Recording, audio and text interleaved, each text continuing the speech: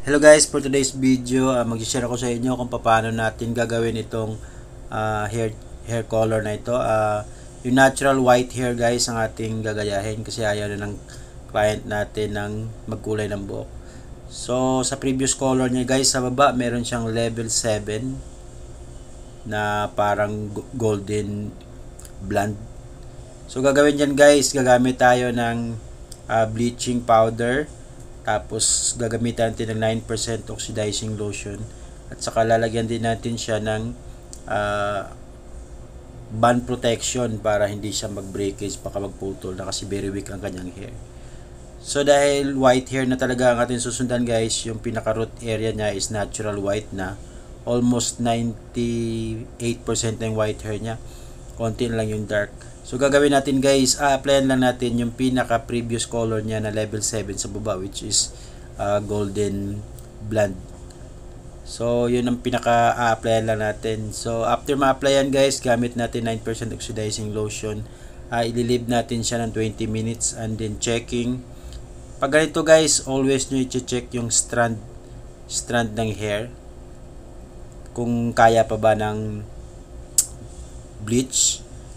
Kasi pag nagpuputol na, so iingatan natin yun na ma-damage na sobra ang kanyang hair. So dito guys sa video na to, makikita nyo at chine-check natin yung part na usually talaga merong mauunang mag-lighten na kasi target natin dito is level 10. Talagang pale yellow dapat or almost whiter na. Ang kaso, meron pang naiiwan na mga more on yellow orange. So hindi natin siya kailangang i-second bleach guys dahil mapuputol na ang kanyang buhok. So ang ginawa natin dito is ginawa natin siya ng second application habang nakababad yung kanyang first bleach kasi lumipas na ang 40 minutes and then may part pa rin parang yellow orange. So nire-apply natin siya gamit naman ang 6% oxidizing lotion.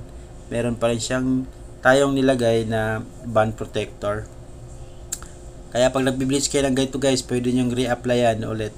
Basta umabot na ng 40 to 50 minutes yung first bleach. Kasi yung power niya is nawawala na.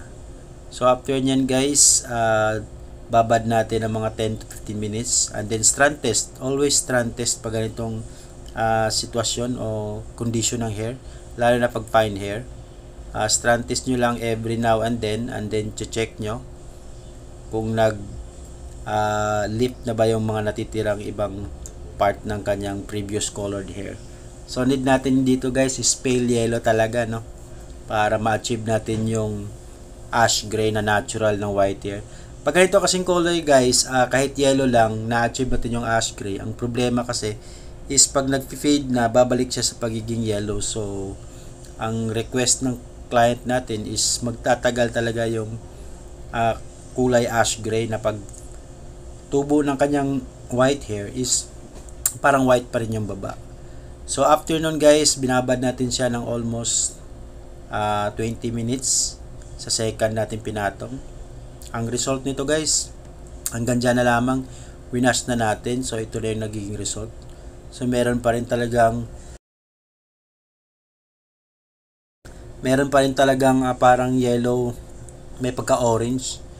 So dahil hindi na siya pwedeng i-bleach ulit guys, ginawa natin siya ng technique.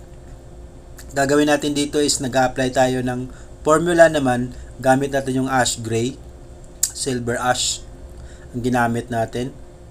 Inaluan natin siya ng 5% ng blue. Bale 95 ml yung kanyang ash gray and then 5% blue, tapos 3 ml violet naman para makancel yung yellow at saka yung orange ng kauntian para mananatili siyang pagiging ash gray. So ito yung nagiging result guys. So bluish siya. After 2 days to 3 days pag ganito, lalabas na yung pagiging natural gray hair. So sana meron kayo natutunan guys sa video na to. Comment down lang below sa may mga katanungan. Bye!